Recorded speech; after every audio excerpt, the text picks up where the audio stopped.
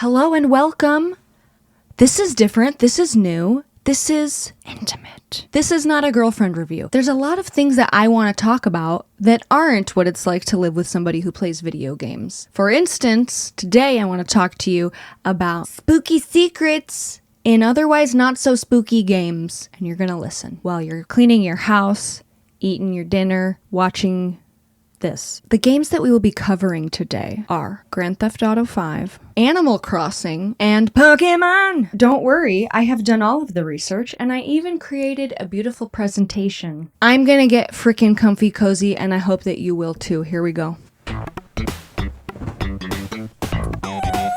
Boing. Look at this setup that I have. You're gonna die. Wow. Is that professional? Welcome to episode 1 of Are You There, Pod?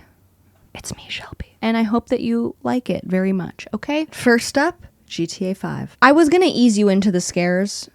This is not that, okay?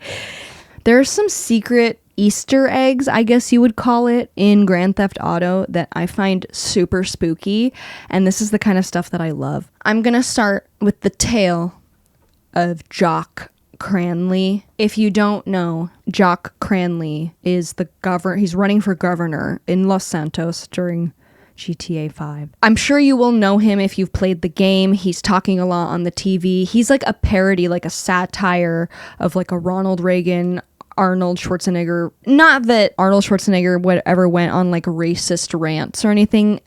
That was seemingly an impossible thing for a person of a political affiliation to do at the time. Not so much anymore. He was an Evel Knievel type stuntman that was running for office in the game. Here's a couple of in-game posters. Jock will throttle the deficit just like he used to throttle bad guys. There you go. Those are his billboards. His putting them on there. I also have here a blurb from his website just to give you an idea of the character that he is. Now I will tell you why we're here. What's so scary? I mean, what could be scarier than this kind of person? This kind of person who murders his wife, I'll tell you that. Jock was married, okay, to a beautiful Jolene. Unfortunately, when Jock wanted to move out to Los Santos to pursue his career of stuntmanery, Jolene was like, no, please, like, okay, I don't want to move out to Los Santos. Then they went on a hike to Mount Gordo, which one can visit and where this spooky tale takes place in the game. Jock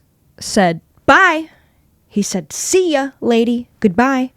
Pushed her right over the cliff big time. Jock was taken into custody, but he was immediately released without charge because there was not enough evidence to prove that he committed murder. There's a full article about it. Here you go. It can be found on an in-game newspaper article from the Sonora Beach newspaper. So here's a little maparoo where this occurrence takes place if you want to go looking for it yourself. What happens is near the peak of Mount Gordo, there is a large flat rock on the ground which bears the word Jock in blood that appears after the player approaches her.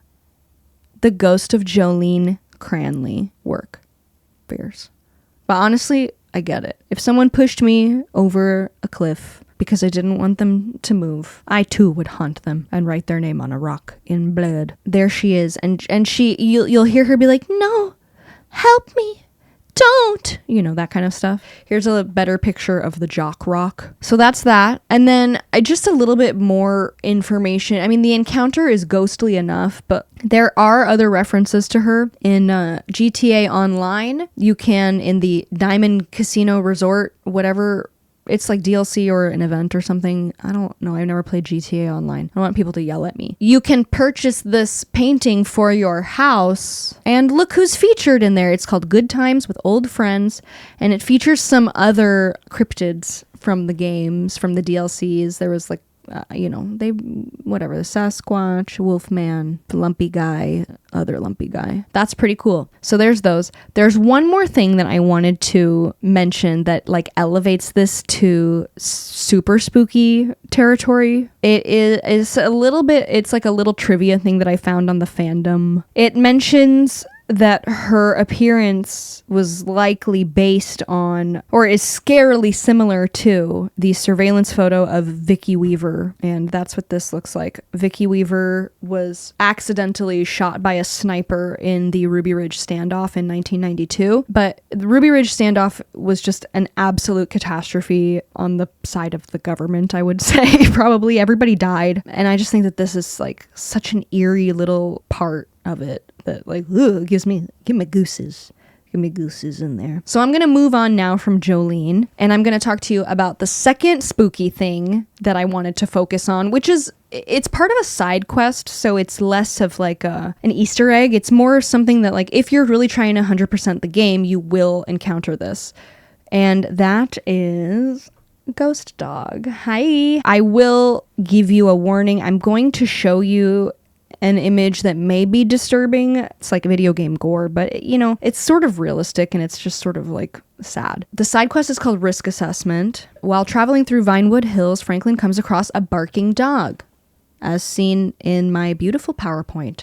Okay? Franklin is somehow capable of understanding the dog, and he's like, what is it, boy? You want to tell me something? You know, it's like that, like very Lassie. The dog leads him down a path where a character named Dom, who is hanging from a parachute from the branches of a tree overlooking the Sisyphus Theater. Franklin helps Dom out of the tree and then tells him how the dog led him there, and Dom says he doesn't have a dog, and when Franklin looks around, the dog is gone. So we don't see Ghost Dog again until the other quest called Uncalculated Risk. So that was Risk Assessment, and this is Uncalculated Risk now. We'll see him again. They do a little fist bump there, Franklin and Ghost Dog. So you'll encounter Ghost Dog again, and the dog again is alerting Franklin to Dom's reckless behavior. This time it's like very danger, very emergency. Dom wants to jump off of a bridge.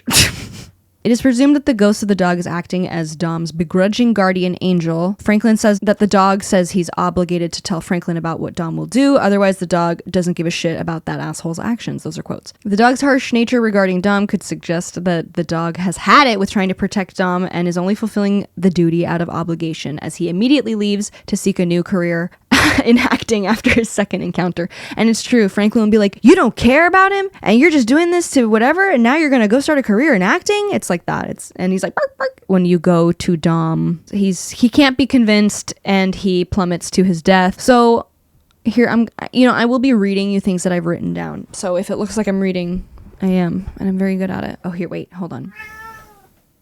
Hi. The leading theory is that it's just an homage to Lassie. A game that is satirizing Hollywood and Los Angeles would include something like that. Another theory is that this could be GTA 5's version of Red Dead's Strange Man, who appears in side missions to warn the player of danger or like, you know, give guidance, that sort of thing. Now, here's where it gets like a little freaky for me. On an in-game website, exceptthechaos.com. This is the website. Obviously, the clicker is a middle finger. That's cheeky and fun. In the game, you can find a computer and then go access the internet like this. So if you go to exceptthechaos.com, then there's this whole weird thing that it's just freaky too if you like read it. I don't know what is going on. It says, think of how fantastic life was when our early ancestors marched across Europe as the glaciers were melting, foraging in small bands, short hairy creatures who worshipped the sun and the earth. That's still me. Made beds of reeds, preening each other and mating with close relatives. You're losing me. Covered in bugs, and I'm out. Think of the first time a primate fashioned a tool and used it on a woman.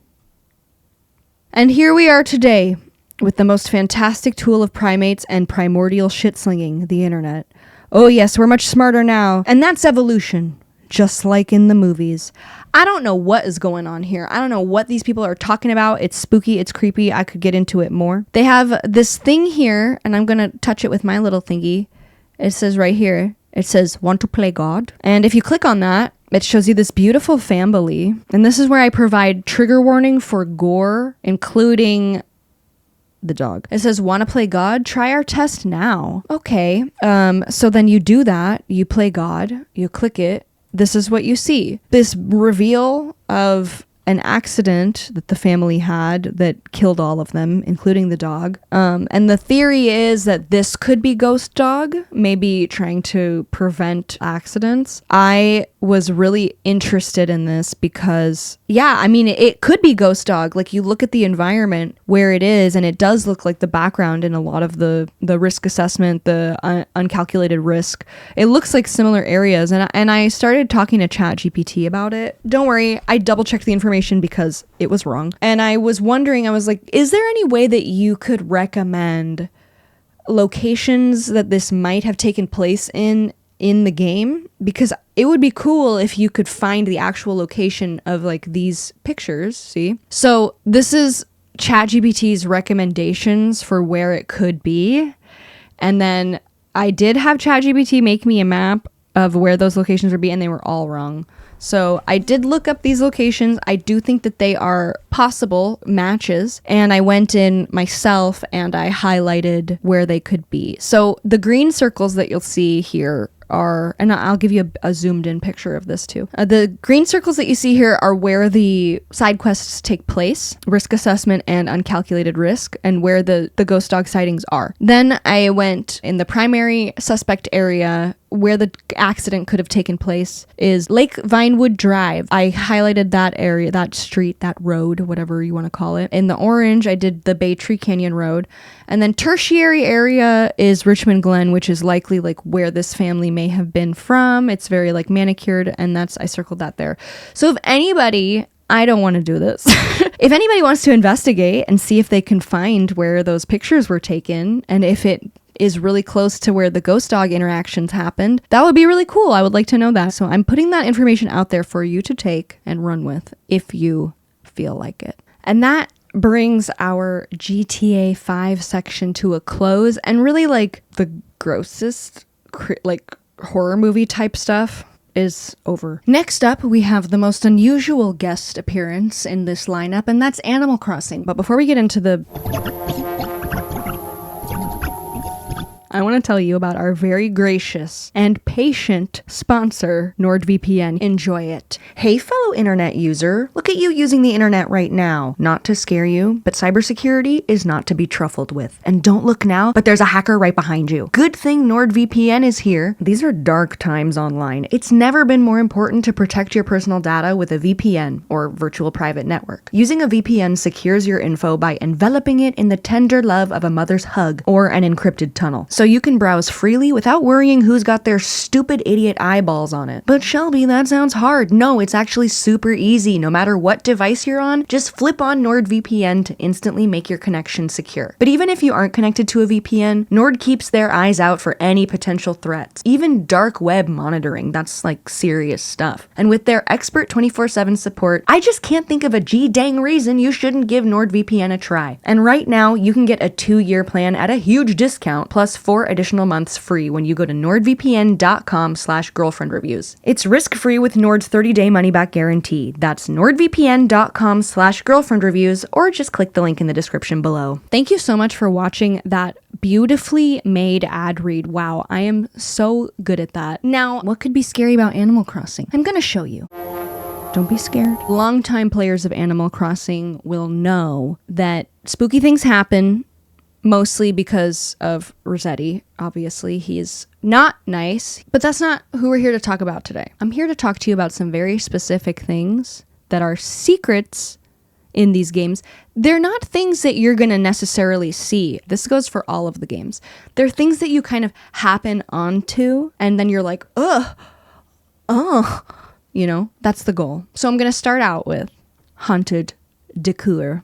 We know this guy. If you're a player of Animal Crossing, you know Crazy Red and his great deals, okay? If you are not familiar with Red, he is a fox that visits your island occasionally, and he sells art that can be donated to the museum if it's real. If it's not real, Blathers will not take it. Do not even try. A gamer must be discerning and use their special eyes to decide if the art is real or not. But here's the thing. There are 5 pieces of art that one can purchased from Red that are fake and haunted.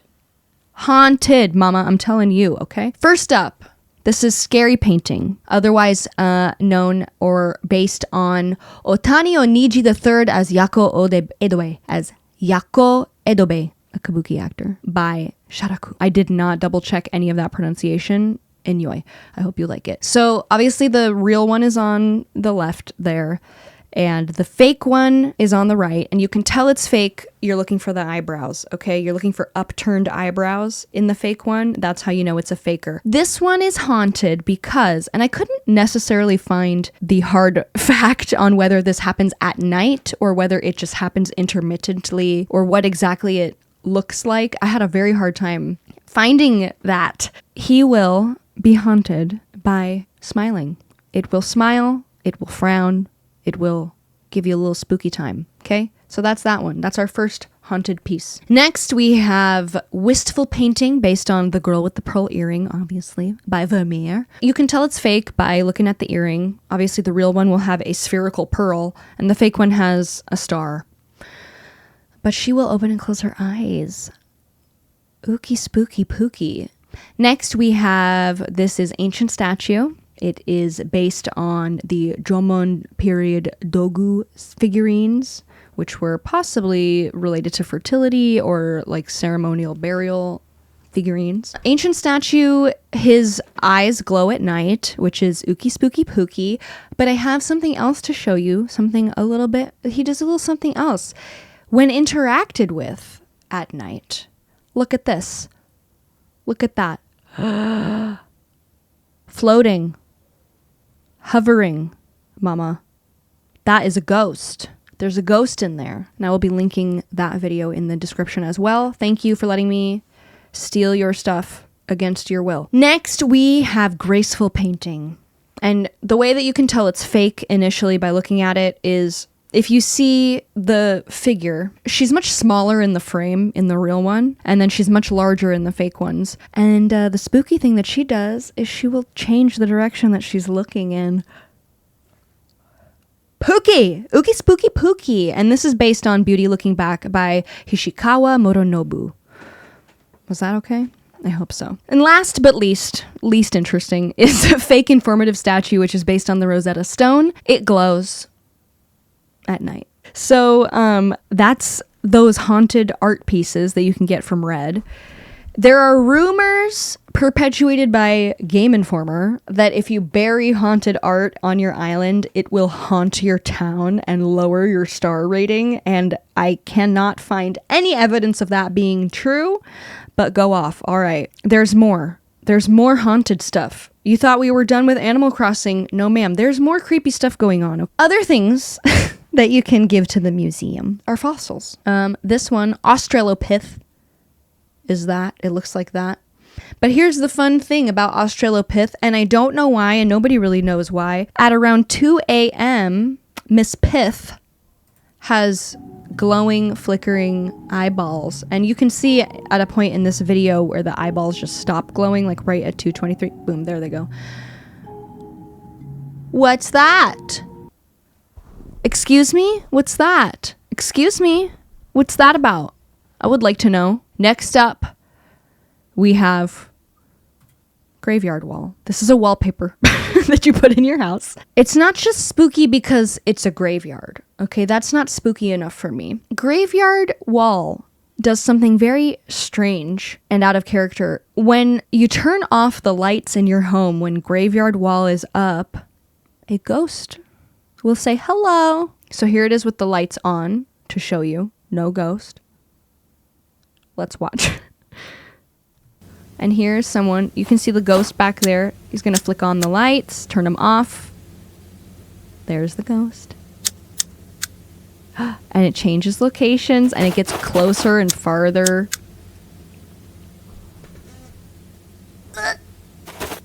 It's Pookie and it's realistic. It's like a person. It's like a human ghost. It's not like an Animal Crossing ghost. Why? And here is a screenshot of somebody else's ghost in their little thing. You see that? You like my little mouse on there? Look at it. Pookie Pookie spooky. The final thing that I will tell you about that I think is ookie spooky pookie and a little bit lesser known, moving to it now. Here's the thing.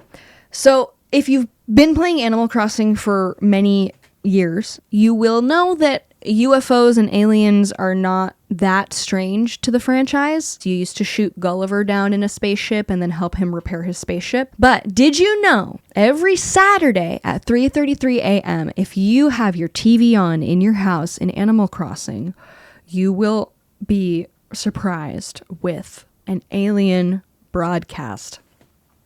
And here's a screenshot also from New Leaf, I think. So I'm going to show you a video of it. Happens right at 3:33, and it's very creepy. It's super creepy. This is it. This is a video. I'm going to play it for you, and it goes like this. Here's how I do it. I press play.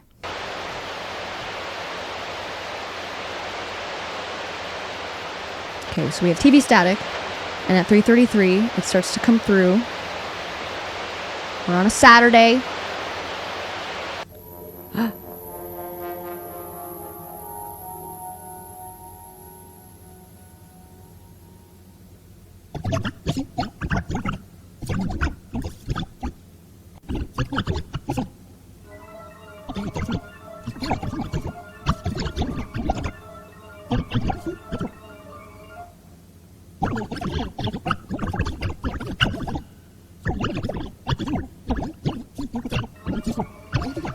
I don't like that. I don't know about you. I don't like it. I can imagine being up late in your room, it's dark, playing a little Animal Crossing, and then hearing this come through the TV and just being like,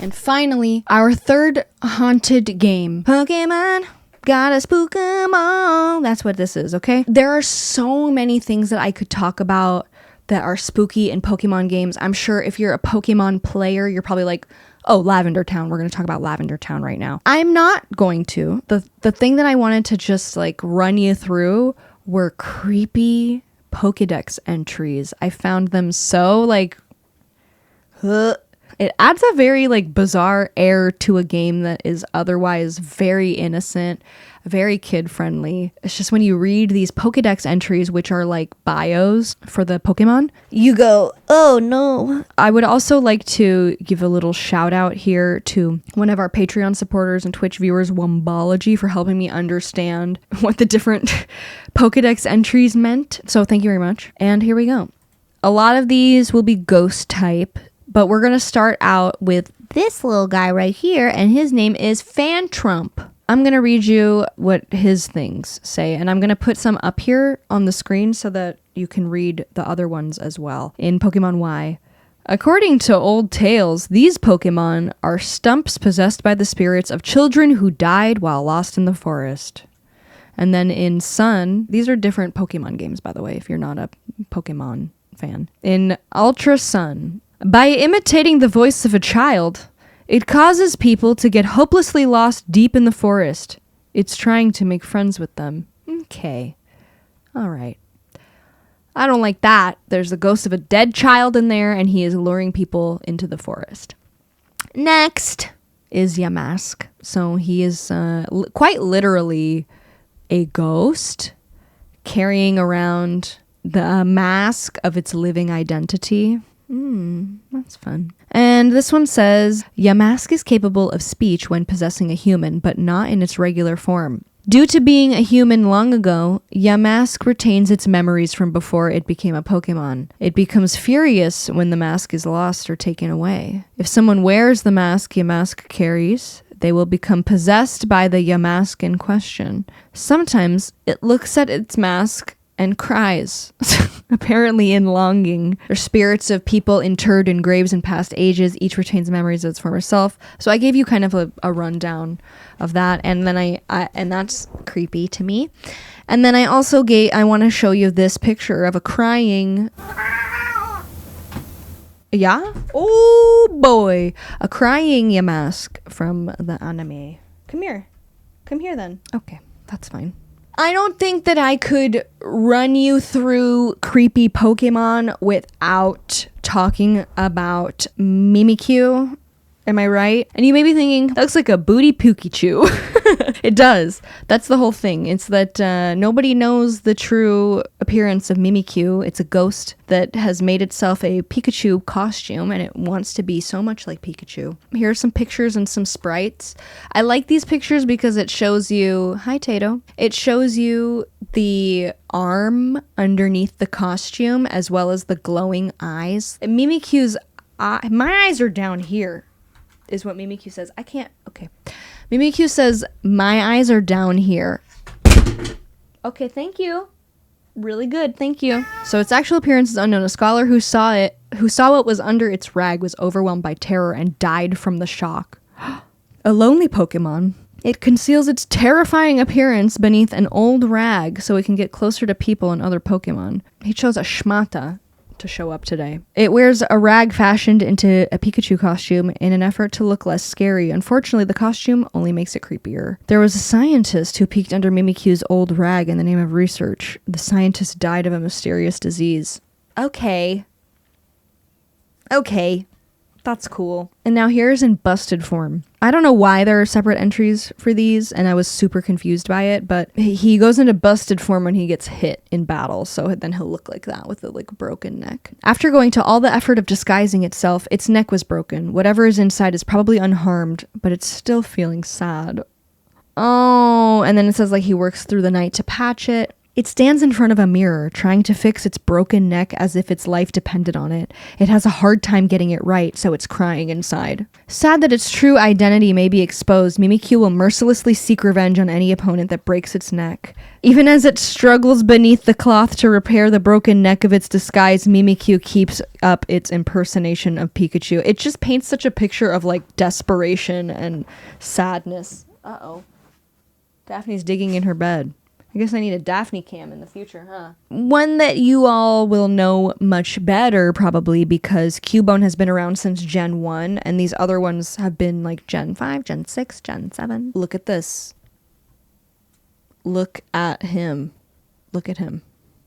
Are you looking? Because that's pretty special. So these are some entries for Cubone, and I'm going to just read you what I wrote. Mommy issues. It is called the lonely Pokemon because of its tendency to keep to itself and avoid social situations. Word. Cubone will often weep at night in mourning of its mother. When Cubone cries, the skull that it wears on its head vibrates and emits a plaintive and mournful sound. Potato, I would love it if you would stop doing that. On the night of a full moon, the cries are said to be especially terrible. Cubone seems to recognize a likeness of its mother in the full moon, and so it howls with a particular sadness. Its cries attract Mandibuzz, its natural predator, who uses this Pokemon's bones to decorate itself and its nest. It is said a Cubone will evolve into a Marowak once it comes to terms with the pain of its mother's death. I am still trying to evolve into a Marowak, but alas. Here's a Mandibuzz.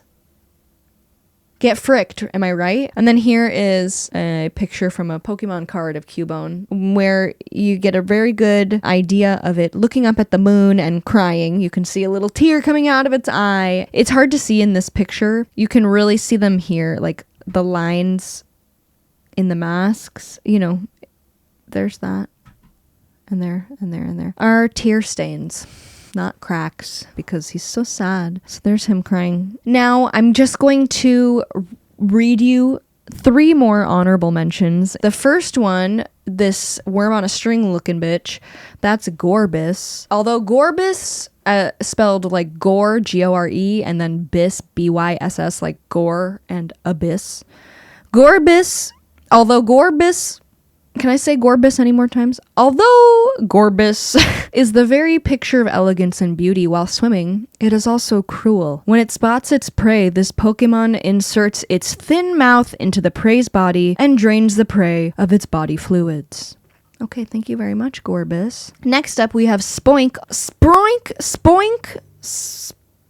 It says, motion is achieved by bouncing on its spring-like tail. The bouncing has a vital function in that it keeps its heart beating. So this little guy cannot stop bouncing. Is that what Tigger was doing? I'm worried. And lastly, you may recognize Gengar. but he's looking a bit different because this is Gigantamax Gengar. And as a person that played Sword and Shield, I will never get the Gigantamax music out of my head. The oh, whoa, whoa, whoa, whoa, whoa, the soccer music. So this is the Gigantamax version of Gengar. It lays traps, hoping to steal the lives of those it catches. If you stand in front of its mouth, you'll hear your loved ones' voices calling out to you. What in the Annihilation? I added that part. That's not in the Pokedex. It's very Annihilation bear scene. Final thoughts are these. Ready? Here they come. Games are spooky. Those are the ones that I just wanted to run by you today. Okay, that's the research that I have done and I wanted to share because I thought that it would be fun in like a little shorty podcast episode. In future episodes, I may not talk about video games. I will be talking about other interests of mine, some acting and music, just interesting people through history I want to talk about. I just want to share things that I learn about. But listen, it's a podcast, okay? And look, this is the end of the PowerPoint. Did you like that I did? Wait, I'll show you again. Watch. Huh? I know. It's very cool. Presentation has concluded, but my words haven't, because I just want to say, I know this is really different. I know this is really like shitty. It feels very lo-fi and very like beginner YouTuber, but it is kind of. I hope that it's something that I can continue doing because it was really fun for me to just dive into this. I'm not a good writer like Matt is, but I'm good at making bullet points and reading them to you and talking. So that was the first episode of Are You There, Pod? It's me, Shelby. In the future, it will be more profesh. And of course, if there's anything that you would like me to dive into or to look into, it doesn't have to be gaming related. It can be anything. What are your hyperfixations? Because I have some. I got fish hyperfixation. I got birds. I got animals in general. Perfume collection. I knit. I crochet. I'm back on Cameo. Father's Day is coming up. I don't have a dad. He died. But I'll wish your dad happy birthday. Father's Day. We are on Instagram. I stream on Twitch right from here, right where my tuchus is right now. We have a Patreon if you feel like supporting us there. Anyways, thank you so much for joining me in my stream room. Be good. Make good choices. And I'll see you next time. He is Stinky Man. The stinkiest man in all of the land. The stinkiest man.